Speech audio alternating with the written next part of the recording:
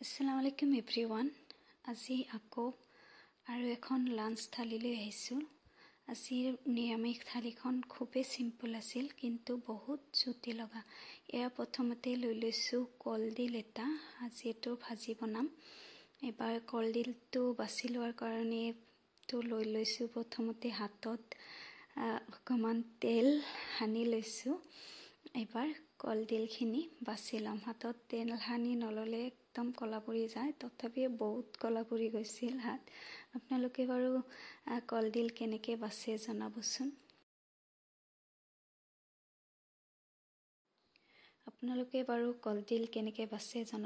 মই কিন্তু ভিতৰৰ এইবিলাক পেলাই দিওঁ। এইটো বহুত টান হয় আৰু এইটো টেঙা হয় খাবলৈ, সেইকাৰণে মই এইটো পেলাই দিওঁ পাৰিলে।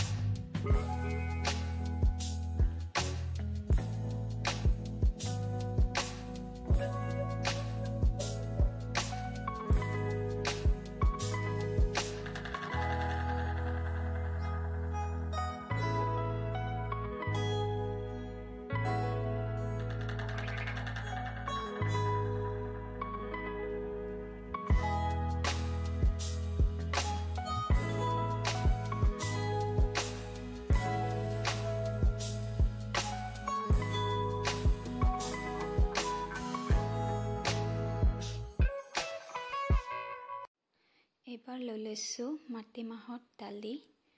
দালিটো আজি ভাজি মই গুৰি কৰি বনাম।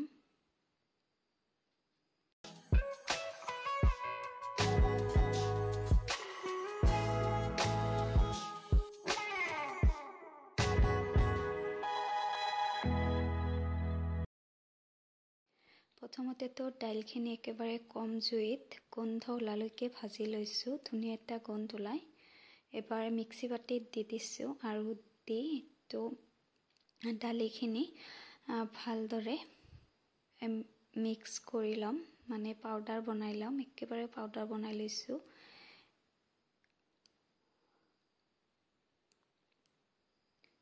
এবাৰ কেৰাহীত দি দিলোঁ পানী আৰু কলডিলখিনি এটা উতল অহালৈকে বইল কৰি ল'ম, নহ'লে বেছি ক'লা হৈ যায়। মই এনেকৈ বনাই ভাল পাওঁ, দেখি মই এনেকৈ বনাওঁ। এনেকৈ যদি ট্ৰাই কৰা নাই কৰিবচোন।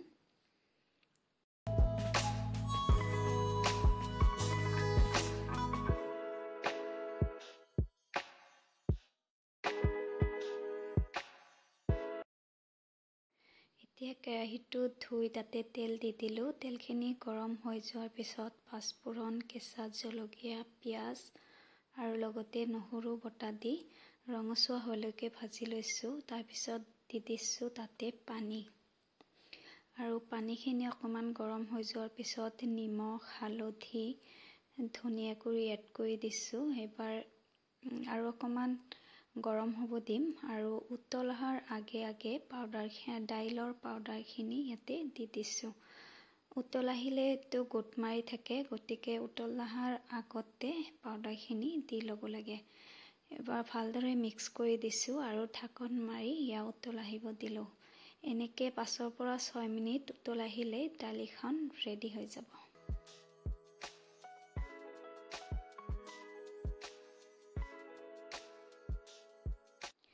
এতিয়া কি কৰিম, বইল কৰি ৰখা কলডিলখিনি মিহি মিহিকৈ কাটি ল'ম। বইল কৰাৰ আগতে কাটিলে হাত লেতেৰা হয়, গতিকে মই এনেকৈ অকণমান বইল কৰি লওঁ, তাৰপিছত কাটি লওঁ।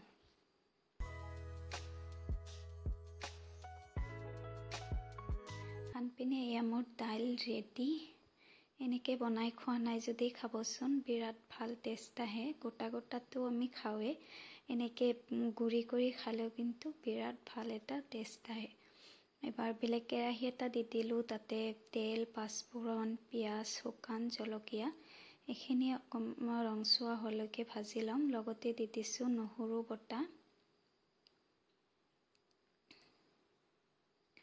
ইয়াৰ ৰংচোৱা হৈ গ'ল। এবাৰ কাটি লোৱা কলডিলখিনি ইয়াতে দি দিছোঁ। লগতে নিমখ, হালধি গুড়ি আৰু অকণমান দি দিম ধনিয়া গুড়ি। দি এইখিনি মিক্স কৰি ঢাকন মাৰি কম জুইত ভাজি ল'ম।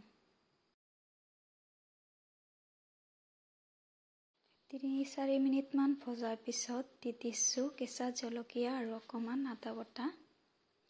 এবাৰ গোটেইখিনি ভালদৰে মিক্স কৰি ল'ম আৰু ঢাকন মাৰি ভাজি ল'ম। মাজে মাজে মই লৰাই দিছিলোঁ আৰু মোৰ কলডিল ভাজি ৰেডি। আজিৰ থালিখন একেবাৰে চিম্পল কিন্তু বহুতেই জুতি লগা আছিল। চাই কেনে পালে কমেণ্ট কৰি জনাব। আৰু আপোনালোকে লাঞ্চ থালিবিলাকত ইমান মৰম দিছে তাৰ কাৰণে বহুত বহুত ধন্যবাদ। আৰু নতুনকৈ যদি চেনেলটোলৈ আহিছে চেনেলটো ছাবস্ক্ৰাইব কৰিবলৈ নেপাহৰিব। পুনৰবাৰ লগ পাম আৰু এখন নতুন লাঞ্চ থালিলৈ। তেতিয়ালৈকে আহিছোঁ। Bye bye.